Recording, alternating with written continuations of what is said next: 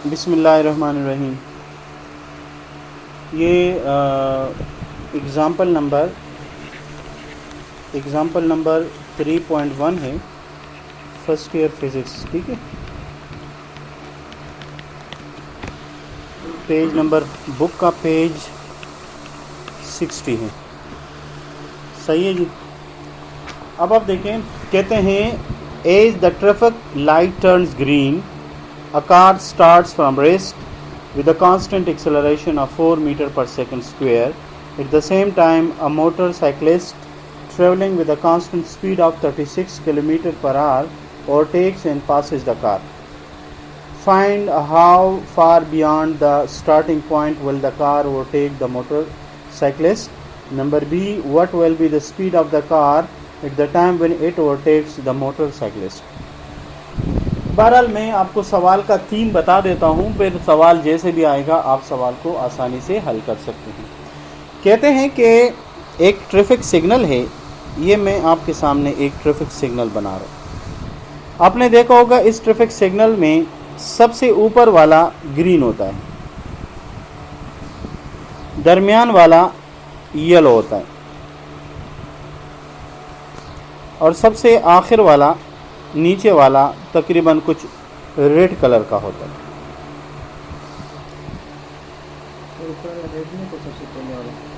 ऊपर वाला रेड होता है, नीचे वाला रेड होता है, बस होता है। ठीक है, ऊपर वाला रेड होगा तो नीचे वाला ग्रीन होगा, दरमियान में येलो होता है। ठीक है, टर्निंग पॉइंट के लिए इस्तेमाल होता है। फर्ज करें यहाँ पर जब ये रेड हो तो गाड़ी नहीं जाएगी ना, तो यहाँ एक कार इंतजार कर रहा है। ये एक कार है जो इंतज़ार कर रहा है ताकि जैसे ही ये रेड से ग्रीन हो जाए तो वो चलना शुरू कर दे।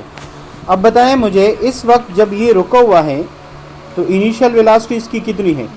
0 है। गुड है। कोई यूनिट लगाता है, कोई नहीं लगाता, लेकिन 0 है।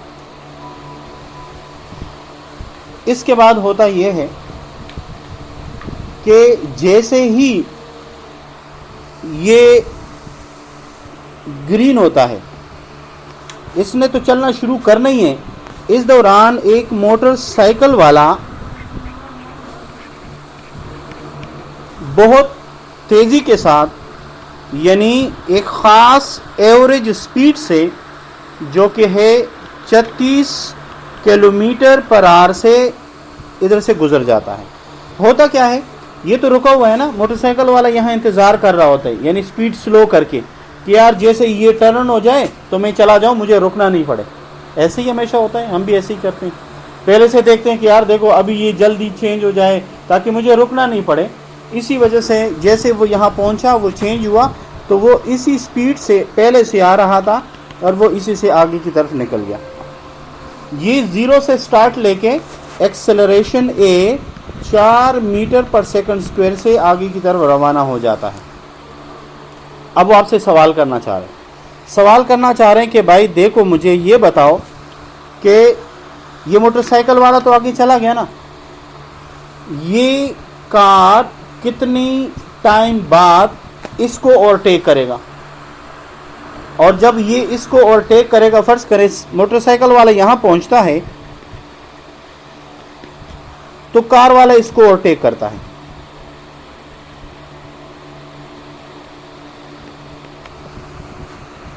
तो अब आपसे इसके बारे में पूछना चाह रहे हैं कि इस वक्त कार ने कितना टाइम लिया जब ये इस मोटरसाइकिल को, क्योंकि मोटरसाइकिल वाला अपना स्पीड चेंज नहीं कर रहा, वो यहाँ पर भी 36 है, यहाँ भी है, यहाँ पर भी है, यहाँ पर भी है, यहाँ पर भी 36 है और यहाँ पर भी 36 है।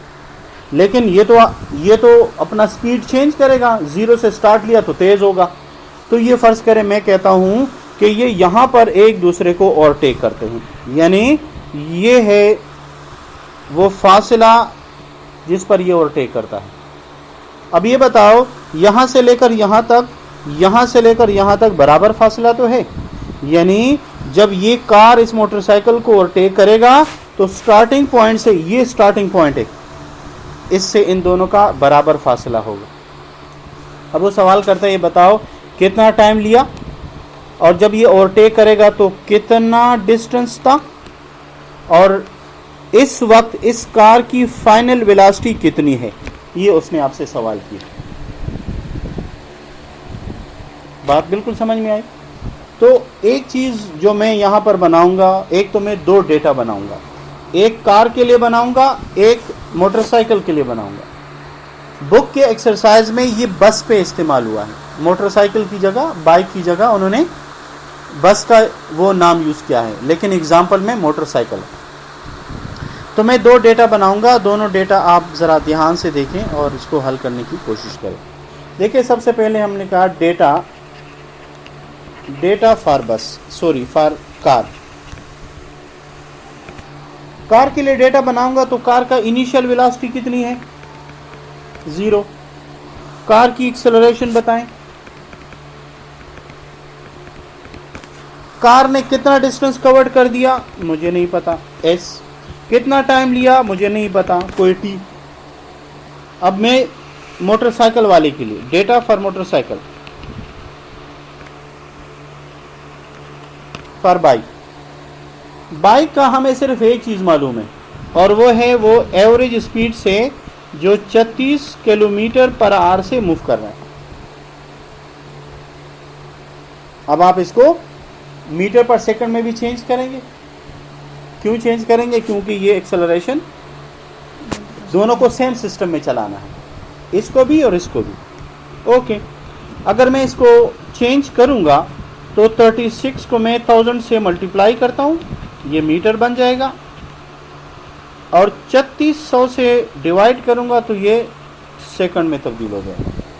तो ये आपके पास रहा मीटर पर सेकंड, और मीटर पर सेकंड ये बन जाएगा आपके पास 10,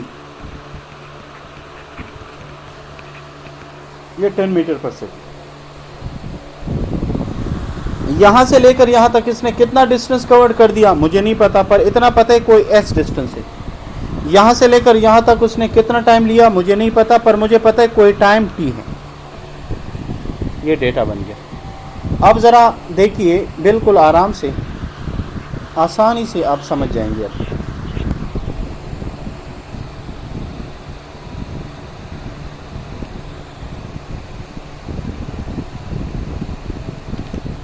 ये बताइए, जब ये कार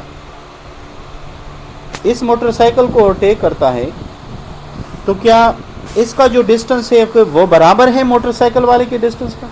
तो देखिए, इस पर आप फार्मूला लगाएं, s बराबर है VIT प्लस 1/2 AT²।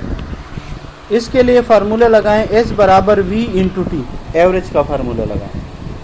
यहाँ पर देखिए VI कितना है, 0, तो ये आपके पास रहा इसका 0।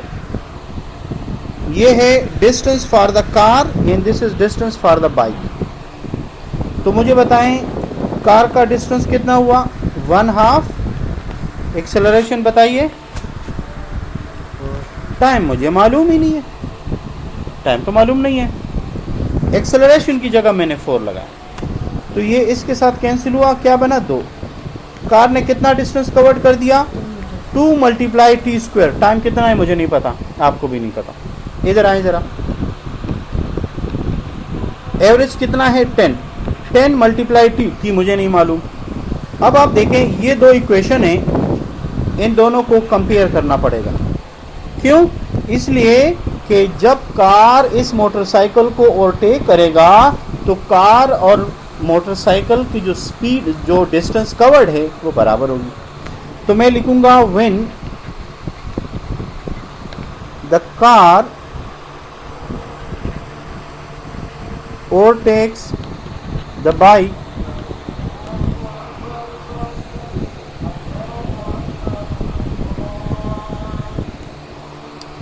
when the car overtakes the bike, so क्या होगा, they will be at a same distance।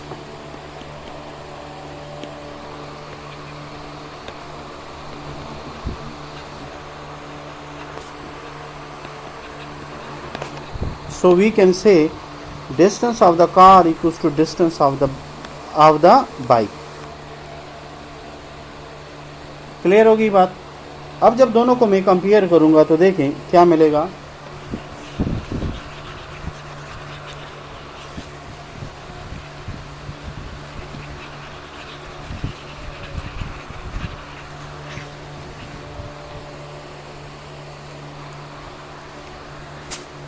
2t² बराबर रहा 10 इंटू टी। देखो एक टी के साथ कैंसिल, 2t बराबर रहा 10 या t बराबर रहा 5 सेकंड। इसका मतलब है 5 सेकंड बाद ये ओवरटेक करेगा। कितना? 5 सेकंड के बाद। अब ये देखना चाह रहे हैं कि 5 सेकंड के बाद क्या कार और मोटरसाइकिल दोनों बराबर फासले पर है कि नहीं। तो लो जी, जब इसके अंदर मैं 5 लगाऊंगा तो क्या आंसर आएगा? 5 का स्क्वायर 25, 25 मल्टीप्लाई 2 इस 50 मीटर। इधर लगाएं 10 मल्टीप्लाई 5 इक्वल्स टू 50 मीटर। बताओ सही है कि नहीं है? यानी इस वक्त 50 मीटर के फासले पर हैं दोनों। यानी जब कार मोटरसाइकिल वाले को ओवरटेक करेगा तो कितने डिस्टेंस के बाद करेगा? 50 मीटर के बाद करेगा। अब आगे सवाल, उस वक्त कार के लिए फाइनल वेलोसिटी क्या होनी चाहिए? तो बिल्कुल आसान है, जरा देखिए।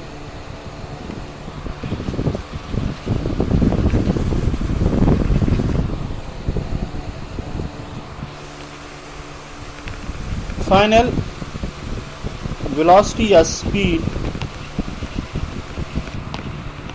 ऑफ द कार, कौन सा इक्वेशन लगाएं? Vf बराबर Vi plus A into T. Car की इनिशियल वेलोसिटी कितनी है? 0। कार की A कितनी है? 4। कार ने टाइम कितना लिया? 5 सेकंड। तो 5 4 20 मीटर पर सेकंड कितनी है भाई? 20 मीटर पर सेकंड। और इसी तरह ये सवाल हल हो गया। नहायत इंपॉर्टेंट सवाल और नहायत ही आसान। 1-2 दफ़ा आप वीडियो चलाएंगे तो खुद ब खुद समझ में आ जाएगा। डन हो गया।